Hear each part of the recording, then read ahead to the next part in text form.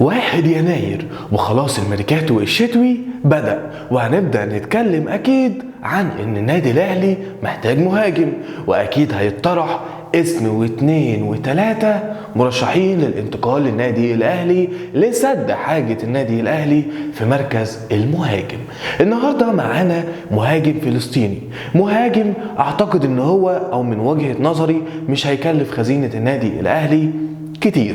مهاجم هيتقيد معاك على انه لاعب مصري مش لاعب اجنبي، لان اللاعب الفلسطيني بيتعامل معاملة اللاعب المصري. وسام ابو علي لاعب دنماركي من اصل فلسطيني، مهاجم شاب هيكون ضلة النادي الاهلي في مركز المهاجم من وجهة نظري، لانه بيمتلك مهارات عالية، بيمتلك ارقام تهديفية عالية، ولسه صغير في السن.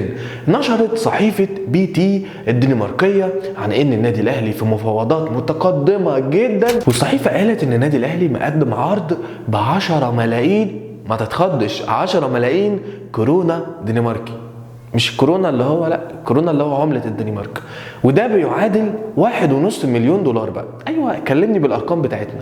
يعني النادي الاهلي مقدم 1.5 مليون دولار في اللاعب من مواليد 1999 من اصول فلسطينية، ولكنه مولود في الدنمارك. يعني قصة كده ناس تقول لك يا عم ده لاعب دنماركي ايه جابه لفلسطين؟ لا، اللاعب دنماركي من اصول فلسطينية ومن مواليد 1999، يعني لسه اللاعب 24 سنة. معاه الجنسيتين، الجنسية الفلسطينية والجنسية الدنماركية، لكنه لا مثل المنتخب الاول لده ولا مثل المنتخب الاول لده، اكتفى بس بالظهور مع منتخب الشباب والناشئين بالنسبة للدنمارك. ارقام اللاعب بقى مع فريقه في الموسم الحالي، اللاعب لعب 16 مباراة، سجل فيهم 10 أهداف وصنع هدف.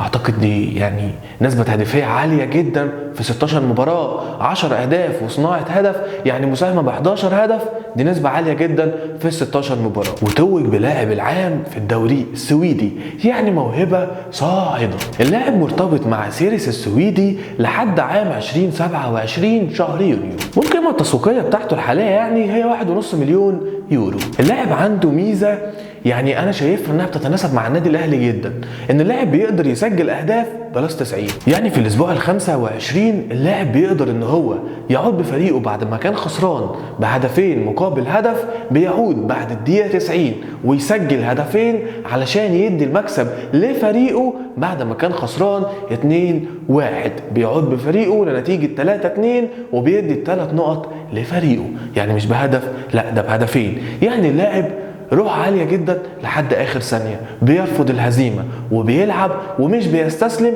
لحد اخر ثانية في المباراة او لحد صفارة الحكم. وهي دي نوعية اللعيبة اللي النادي الاهلي بيدور عليها، لانك لو بصيت هتلاقي اغلب مباريات النادي الاهلي، اغلب بطولات النادي الاهلي حسمت، او يعني في كتير منها حسم بعد الدقيقة 90. النادي الاهلي بطولات كتيرة جدا حسمها بعد الدقيقة 90، فالنادي الاهلي نوعية اللعيبة دي هي اللي النادي الاهلي محتاجها فعلا. فانا شايفها صفقه مثاليه، لاعب لسه صغير، لاعب مش كبير، مهاجم لسه شاب، ارقامه التهديفيه عاليه، بتتكلم في 10 اهداف وصناعه هدف في 16 مباراه، يعني رقم جميل جدا. بتتكلم انه اخذ لاعب العام في الدوري السويدي، فشيء مميز جدا وممتاز جدا جدا. بتتكلم ان اللاعب عنده روح عاليه وبيلعب لحد اخر ثانيه، فبتتكلم كمان واهم ميزه ان اللاعب هيتقيد معاك مش على انه اجنبي، هيتقيد زيه زي اي لاعب مصري عادي، فمش هتضطر تمشي اي حد من المهاجمين او من الاجانب اللي معاك.